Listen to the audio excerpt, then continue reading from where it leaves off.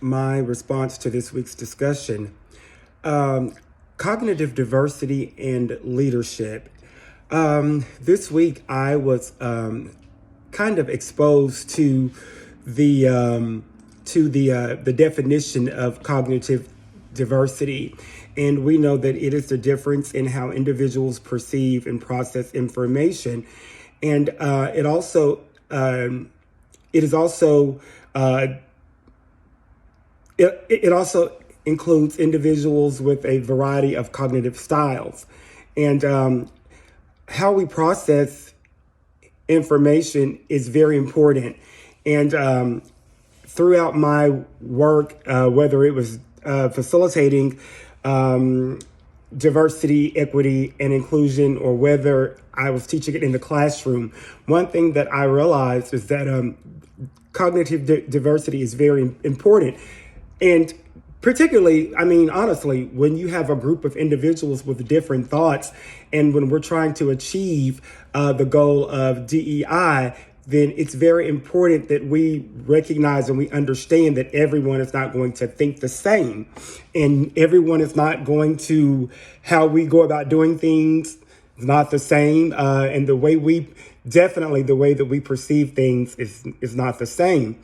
Prime example, throughout this in 2020 and 2021, whether it involved Breonna Taylor or George Floyd, I noticed that there were many individuals who had a different perspective. They thought differently about about these two incidents, and I think that, again, in order for us to appreciate diversity, inclusion, and equity, we must understand the criticalness of cognitive diversity and see the value, and see that understand rather that we may not think the same way, but it's very important for us to understand the value of diversity, inclusion, and equity, and making sure that even though the approach is different, the approach may be different, that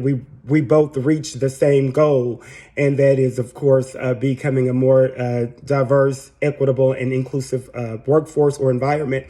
And I do want to touch on diversity in leadership, and I believe that's extremely important because, living in Arkansas, I've noticed in so many cases that things have happened as it relates to challenges with the lack of diversity and equity and inclusion.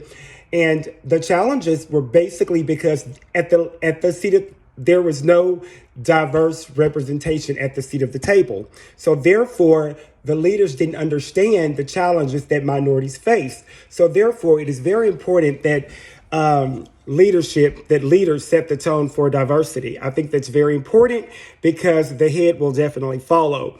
And with that being said, it's very important that the leadership understands the criticalness of cognitive diversity. And I feel that once they understand how critical that is, if you have a board of directors or whatever your leadership team may look like, it's very important for diversity to be at the forefront, and it's also very important for leadership to set the tone and make sure that everyone understands the importance of diversity, and that it's not just a buzzword, that it is a reality, and that the organization is becoming more deliberate and intentional as it relates to achieving a diverse, equitable, and inclusive environment, whether that's in work or with any organization. And I think that the book did a really good job of breaking that down and stressing the importance of these two topics. So those are my thoughts for week 2.